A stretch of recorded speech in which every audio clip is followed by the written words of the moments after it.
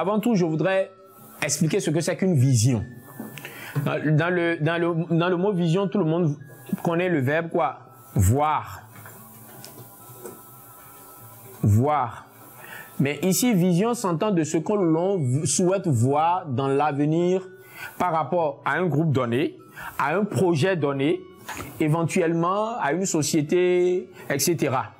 Ce que l'on souhaite voir. Dans la Bible, on a constaté que Dieu lui-même a une vision. Il a une vision pour l'Église. Vous allez voir que l'apôtre dit que Christ a l'intention de présenter à Dieu une Église sans tache, sans faute.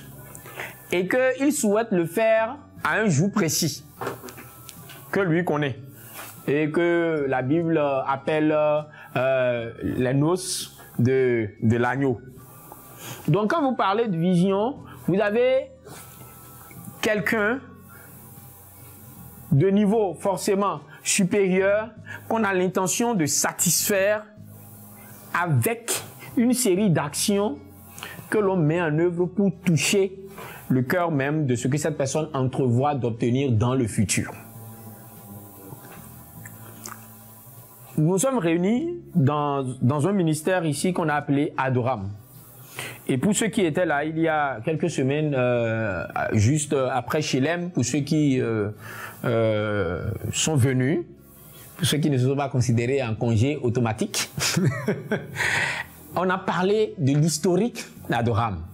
Et je crois que certains ont été étonnés de savoir un peu d'où on vient. Je sais que beaucoup ne savent pas.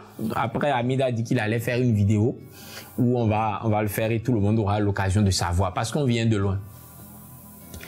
Mais il faut savoir que très tôt, au niveau de Adoram, nous avons très tôt, contrairement à ce que beaucoup de groupes ou de ministères, voire même, je m'autorise de le dire, voire même d'églises et de gouvernements, font, contrairement à ce qu'ils font, nous, très tôt, on a mis sur papier ce dont Dieu nous convainc, ce sur quoi nous devons travailler, ce que nous poursuivons, la vision que Dieu nous donne.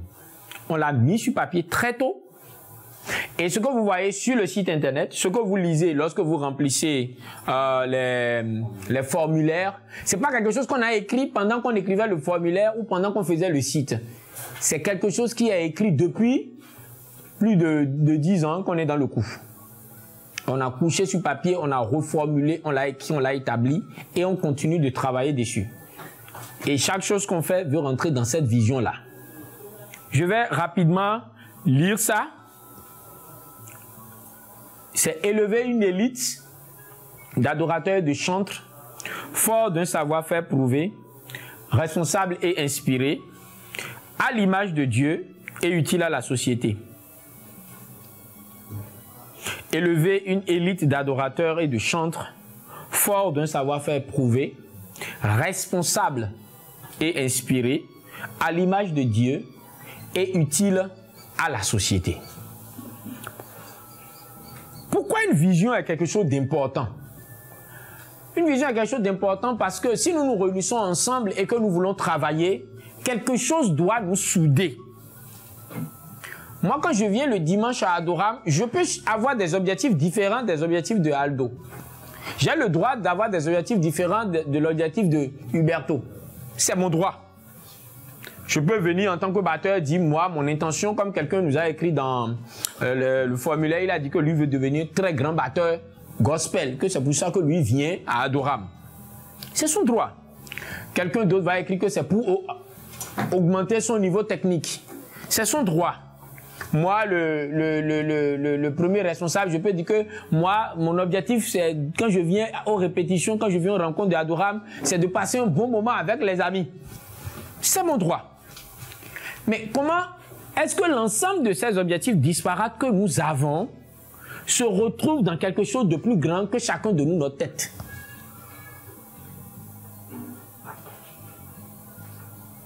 C'est une vision. Et voilà notre vision. Si quelqu'un se retrouve dedans, et si quelqu'un peut prendre ses objectifs à lui, et dit, moi, mes objectifs participent à cet objectif-là, moi, mes objectifs peuvent rentrer en ligne de compte de cette vision-là, alors on peut marcher ensemble pendant longtemps. J'ai bien dit pendant quoi? Longtemps.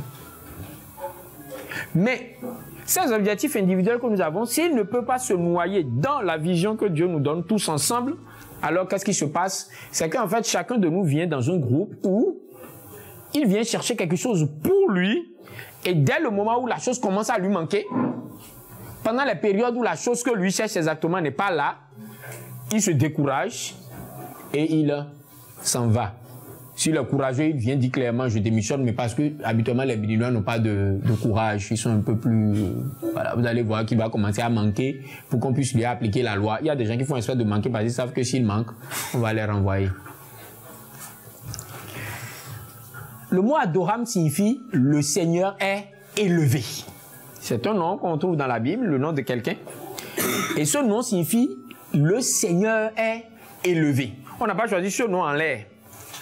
On a choisi ce nom parce que notre cœur de cible, c'est les gens qui exercent le ministère de la louange et de l'adoration. Et qu'on a constaté que puisque c'est eux qui font ce ministère, ils sont les premiers coupables à l'intérieur de l'Église du détournement de la gloire de Dieu.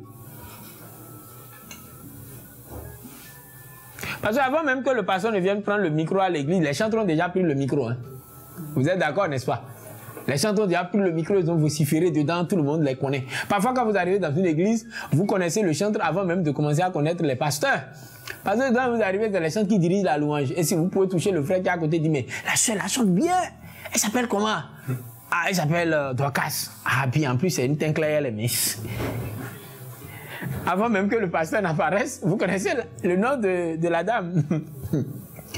Et donc, les chantres ont rapidement détourné la gloire de Dieu à leur propre intérêt. Donc, nous avons choisi exprès de nous appeler Adoram, qui veut dire le Seigneur lui seul est élevé. Si quelqu'un ne peut pas intégrer cette vérité-là et toujours mettre le Seigneur en haut, au-dessus, on ne peut pas faire chemin ensemble. À un moment, il y aura toujours un comportement de la part de moi ou de la personne ou de quelqu'un d'autre dans le groupe qui va créer la séparation. Parce que nous voulons nous placer au-dessus du Seigneur, au-dessus des intérêts du Seigneur. Nous avons constaté que depuis que le gospel est devenu une sorte de business, où les gens sortent des albums, où les gens font leurs photos et mettre des jolis noms, l'Église a commencé à se rappeler plus les noms des chantres et de leurs morceaux plutôt que des paroles des cantiques spirituels. Qui a constaté ça? Et vous allez voir que, à part les petites chansons qui sont composées de une ou deux phrases et qu'on répète, les vraies chansons composées de vraies paroles, où il faut garder quelque chose d'intelligible et de dit à Dieu, plus personne ne connaît. Par contre, tout le monde connaît les noms des griffes grands chantres. Nous avons aussi constaté que ce n'est pas parce que c'est comme ça que la qualité s'est forcément améliorée dans l'Église. Au contraire. Au contraire, ce qui se passe, c'est que puisqu'il n'y a pas suffisamment de formation, des gens médiocres en face d'un public qui lui-même n'a pas beaucoup de culture musicale se font passer pour des experts. Vous avez constaté ça déjà? Vous allez dans une église où la dame chante royalement faux, mais elle le fait avec une telle puissance et une telle conviction. Et tous ceux qui sont là-bas, ils dansent beaucoup, ils transpirent beaucoup. Et la dame en a la conviction que donc elle est une bonne chanteuse. Mais de toute sa vie, elle n'a jamais fait un seul cours de chant. Elle ne s'est même pas posé la question, est-ce qu'on se fait former? Ben, on a remplacé la formation par ce que certains osent appeler l'onction. Il n'y a pas d'onction sans formation. Avant que Moïse ne reçoive l'onction et donc le bâton qui suive, il a été formé 40 ans dans le désert pour conduire des moutons. C'est la formation qu'il fallait pour conduire le peuple d'Israël, qui se comporte exactement comme des moutons. Vous avez jamais essayé de conduire un mouton? Hein? Vous pensez qu'un mouton, c'est facile à conduire, quoi? C'est pas facile à conduire. Essayez, vous allez voir. Hein? Donc, quand vous avez ça, vous voyez qu'il y a un besoin pour l'Église aujourd'hui de travailler. Donc, par rapport à ça, pour finir, nous, on a décidé de concentrer notre action sur deux axes importants. Et vous allez voir que dans tout ce qu'on fait, on veut toucher ces deux axes-là à la fois. Le premier axe, on l'a appelé l'inspiration. On s'est dit que ce n'est pas possible pour le ministère des chantres d'être un ministère sans la parole de Dieu. Parce que nous sommes un ministère transversal au sein ministère régalien de l'Église. Et là, j'utilise, nous, notre ministère comme ministère dans le sens originel, c'est-à-dire service. Service que l'on rend à Dieu. Je ne parle pas des 5 ministères régaliens de l'Église, c'est-à-dire le prophète, le docteur, etc. Je parle du service que les chantres font dans l'Église. Ça intervient à tous les niveaux des 5 autres ministères. Comment peut-on enseigner sans chanson, sans parole, sans cantique, sans hymne? Comment peut-on exhorter? Comment peut-on prophétiser? Appeler l'esprit de prophétie de Dieu? Comment peut-on faire venir les mystères de Dieu sans la chanson, sans que la harpe de David ne se mette en œuvre? Comment c'est possible?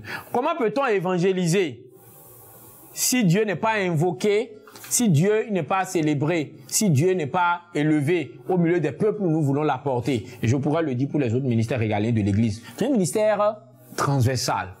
Et ce ministère ne peut pas se faire en dehors de la parole de Dieu, en dehors donc d'une inspiration qui vient du Saint-Esprit, au travers de la parole de Dieu. Nous ne croyons pas en quelque chose que l'Esprit inspire en contradiction avec la parole. Nous croyons en quelque chose que l'Esprit inspire pour confirmer sa propre parole.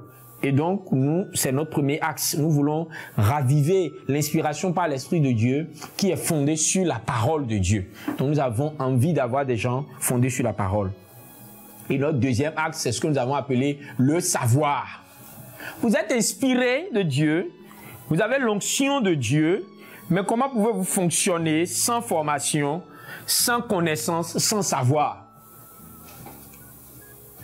Comment c'est possible?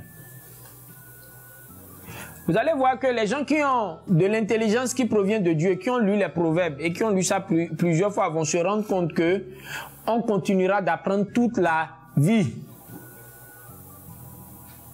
Et qu'un chantre qui est constamment dans une attitude d'apprentissage, il y a très peu de chances que l'orgueil vienne l'atteindre. Je vous raconte toujours l'histoire d'un de mes amis musiciens qui arrive souvent sur les podiums de Vision Pentecôte et qui, une fois, s'est permis de critiquer un groupe congolais qui est souvent invité. Et je lui ai dit, mais cette attitude que vous, les musiciens béninois, vous avez de considérer que vous êtes meilleurs que les autres, c'est ça qui fait que vous ne bougez toujours pas. Parce qu'à chaque fois, on invite ce groupe-là à venir à Cotonou, ici au Bénin, ici pour faire ministère. Mais vous qui pensez que vous êtes meilleur qu'eux, qui vous a invité pour aller dans les autres pays pour des événements similaires? Je ne sais pas si vous voyez ce que je suis en train de dire. Donc avec la conviction qu'on sait tout, qu'on connaît tout, qu'on est meilleur que l'autre, tout ce qu'on est capable de faire en fait, c'est d'étaler notre ignorance. Donc, dans une démarche constante d'apprendre à polir notre connaissance, à travailler notre technique et à donner à Dieu quelque chose d'aussi précis et d'aussi parfait que nous pouvons. J'ai dit ce que je peux. Et à ne jamais me présenter devant Dieu en lui donnant quelque chose de moindre que ce qu'il a mis en moi comme dépôt. C'est pour ça que nous travaillons techniquement. Et c'est les deux mises ensemble qui peuvent élever Dieu.